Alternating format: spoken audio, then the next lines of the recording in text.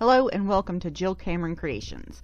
Today we're going to do a one layer Christmas card. Well, it's almost one layer. The only reason that it's not is because I got fancy.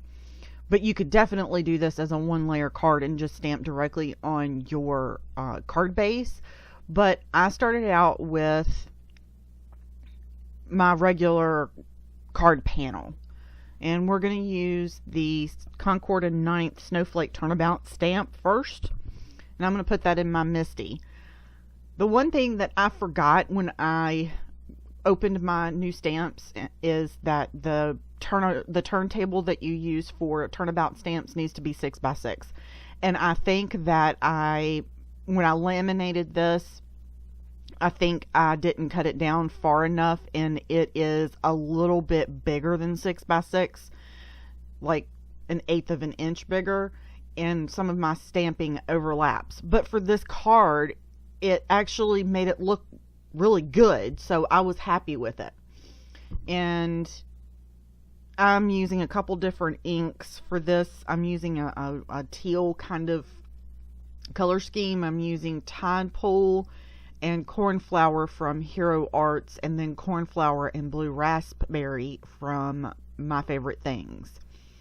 And I'm literally just stamping them down in the various colors. Some of them I did stamp twice just to get a better coverage.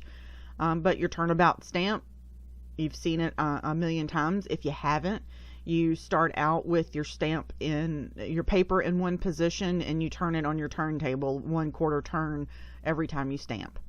And I stamped it down in all 4 colors, and I cleaned it off in between each stamp color, each ink color, excuse me, and just turn and turn and turn and turn until you get a full panel of snowflakes. Absolutely adorable.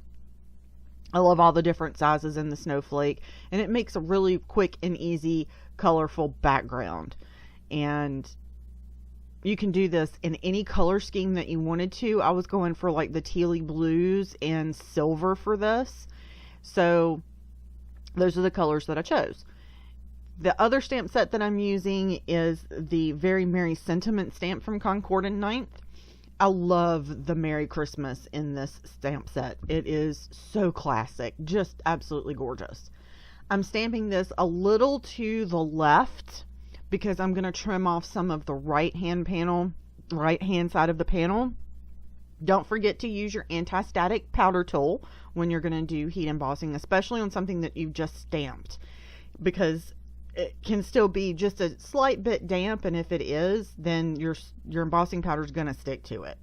So used some silver embossing powder. This is some that I've had forever and ever and ever, but I don't even know if they make it anymore, but I do recommend the Nuvo silver embossing powder. Absolutely gorgeous. But I'm just trying to use up some stuff that I already have.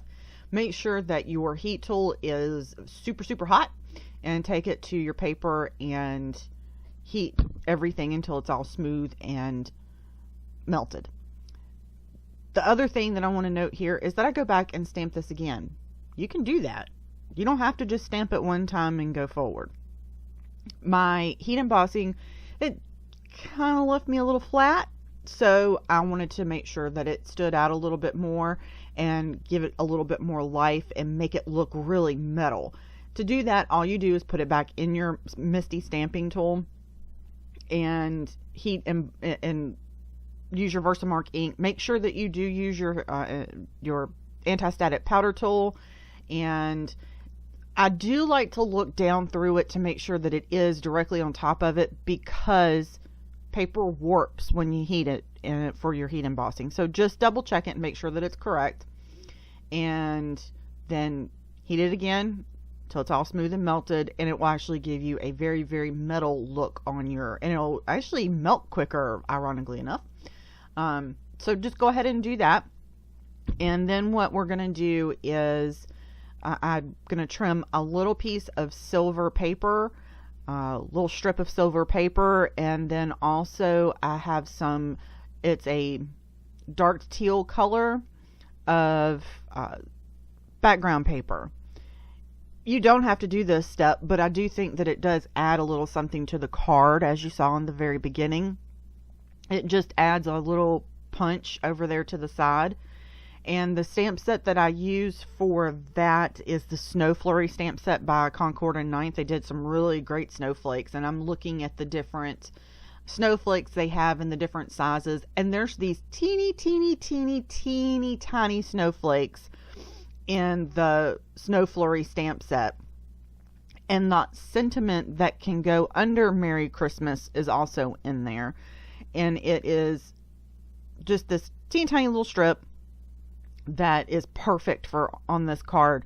This card is easily mass producible.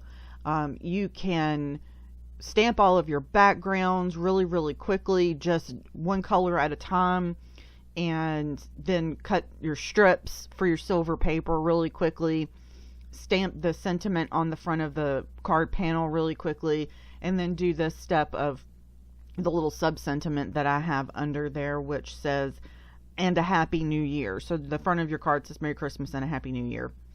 And you don't have to do the teal panel under that. You could actually stamp the strip of little snowflakes directly onto the card base and just do it tone on tone, or you could do a really light stamping of the little teeny tiny snowflakes. You could heat emboss those. The reason that I think this card is very mass producible is it doesn't have a lot of dimension to it, but it has a lot of life in it. So it would be very easy to mass produce this card, and it's going to go through the mail very easily. If you start adding a bunch of jewels and or popped up texture and that kind of thing, which is really pretty, it's not going to go through the mail as easily. So just keep that in mind when you're making your Christmas cards this year. Keep it simple on yourself. Make some really special Christmas cards from some really special people, but for the ones that you're going to mail a whole bunch out of and just the general Christmas cards, just make something that's very easily mass producible, that you can make all of your backgrounds at once, stamp all the sentiments on them at once, then cut your silver strips down. You can add this as a strip to save on paper. I added as a whole panel on the front of my card for the teal, but you could add it as a strip instead and kind of make everything flat on the front of the card, which would actually make it a one layer card. And just add everything to the front of your card. Easy peasy. You could also do instead of adding the sentiment strip on the front of this, you could do it in black. You could do it in another embossing powder color. You could do that a million different ways. All of the products that I'm using are going to be listed down below. And if you have any questions, please let me know. Be sure to comment, leave your comments below and thumbs up, and also subscribe to my YouTube channel and hop over onto my blog, and you'll see some more tips and tricks for making Christmas cards that are simple and easy to mass produce. I thank you so much for joining me today. Again, don't forget to subscribe to my YouTube channel and head over to my blog.